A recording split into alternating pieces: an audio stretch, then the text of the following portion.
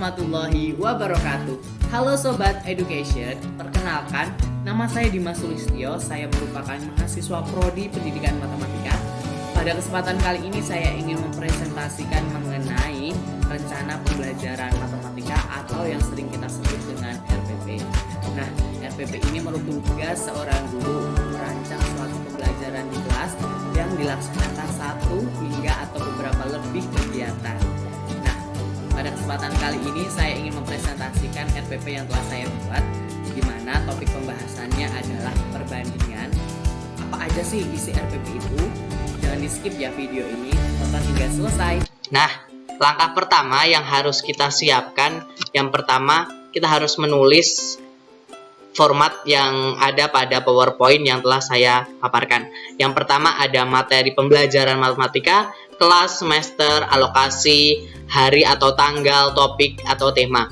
Nah, di sini alokasi yang saya tulis itu merupakan 1 kali 25 menit. Tetapi yang seharusnya adalah 1 kali 45 menit. Kenapa? Di sini saya diminta dosen untuk merubah waktu yaitu dengan 1 kali 25 menit, di mana untuk keberlanjutannya tugas saya yaitu micro teaching atau praktek mengajar. Nah, yang kedua kita harus menentukan kompetensi dasar atau indikator, di mana di sini saya menuliskan 2. Yang pertama ada KD 3.8, KD 4.8. Nah, untuk isinya yang pertama menyelesaikan masalah yang berkaitan dengan perbandingan senilai, indikatornya sama dengan KD yang di atas. Terus untuk KD 4.8 sama juga, yaitu menggunakan konsep perbandingan untuk menyelesaikan masalah nyata dengan menggunakan tabel dan grafik. Nah, untuk indikatornya sama juga seperti KD 4.8. Siswa mampu menyelesaikan konsep perbandingan, menyelesaikan masalah nyata dengan menggunakan tabel dan grafik. Langkah ketiga yaitu kita menentukan tujuan pembelajaran, di mana tujuan pembelajaran ini harus kita sesuaikan dengan KD dan indikator yang telah kita paparkan atau kita cantumkan. Langkah yang ketiga kita menentukan materi, di mana materi yang akan kita buat pada RPP ini yaitu dengan materi perbandingan. Kemudian yang selanjutnya terdapat format media, alat, dan sumber belajar. Yang pertama ada media, di mana media ini yang dapat kita gunakan merupakan file pembelajaran, buku, terus buku paket, LKS, LKPD, dan alat tulis sebagainya. Alat atau bahan, sebenarnya alat atau bahan ini kita menyesuaikan kondisi lingkungan kelas yang akan kita laksanakan. Semisal untuk kali ini kita di masa pandemi COVID-19, di mana kita harus melakukan semua kegiatan di rumah dan melakukan proses pembelajaran melalui virtual, di mana kita dapat menggunakan laptop, smartphone, terus Google Classroom, Edmodo, dan aplikasi daring lainnya. Nah, di sini sumber belajar yang saya gunakan ada 2, yaitu yang pertama buku pegangan guru dan buku pegangan siswa, di mana kedua buku ini telah dirancang oleh Kemendikbud. Jadi ini acuan kita untuk membuat RPP seperti itu. Nah, di mana langkah selanjutnya terdapat langkah-langkah pembelajaran, di mana yang isinya ada pendahulu, kegiatan inti, dan penutup.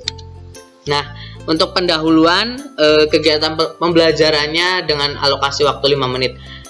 Untuk isinya adalah sebagai berikut, di mana guru mengkondisikan suasana belajar, terus memberikan apresiasi, memberikan semangat, memberikan motivasi, dan menyampaikan garis besar apa yang akan kita pelajari pada pertemuan kali itu.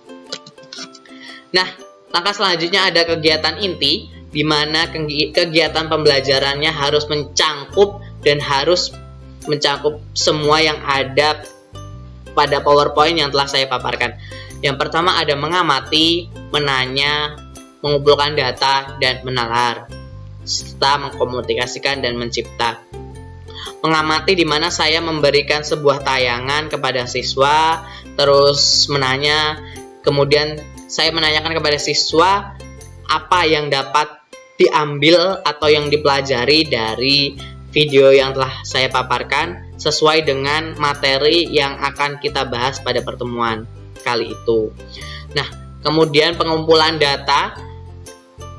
Yang pertama, siswa diminta untuk mempelajari apa yang dapat diambil dari video yang saya paparkan tadi.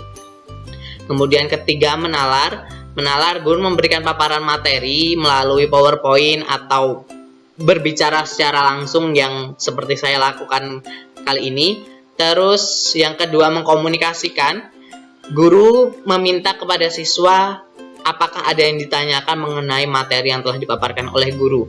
Kemudian yang terakhir, mencipta. Sebenarnya mencipta ini kondisional saja, di mana kita melihat situasi apakah kita dapat melakukannya atau tidak. Tetapi di sini saya memberikan salah satu contoh, yaitu guru meminta kepada peserta didik untuk membuat suatu kasus dari materi perbandingan senilai.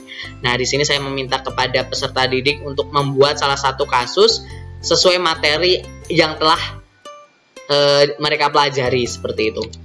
Kemudian ada penutup, di mana kegiatan penutup ini meliputi simpulan, refleksi, evaluasi, usaha tindak lanjut, dan merencanakan remedi atau pengayaan, serta penutup. Untuk alokasi waktu sama 5 menit.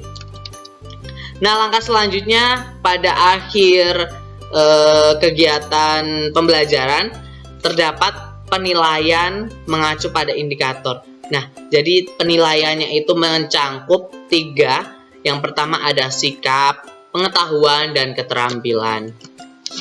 Serta jangan lupa kita kasih tanda pengesahan, yaitu yang disahkan oleh kepala sekolah dan guru untuk tanggal pembuatan RPP.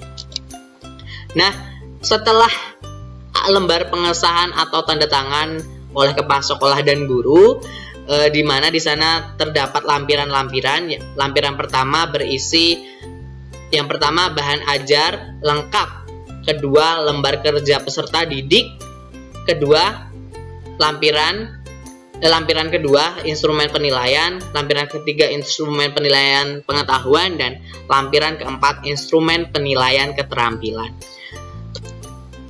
Nah, untuk lampiran akan saya beri contohnya, yaitu ini yang pertama. Nah, lampiran pertama itu bahan ajar. Di sini saya men-screenshot buku atau PDF yang telah dikirimkan melalui grup, di mana buku ini disusun oleh Kemendikbud. Kemudian langkah selanjutnya LKPD. Nah, LKPD itu berisi seperti ini ya teman-teman.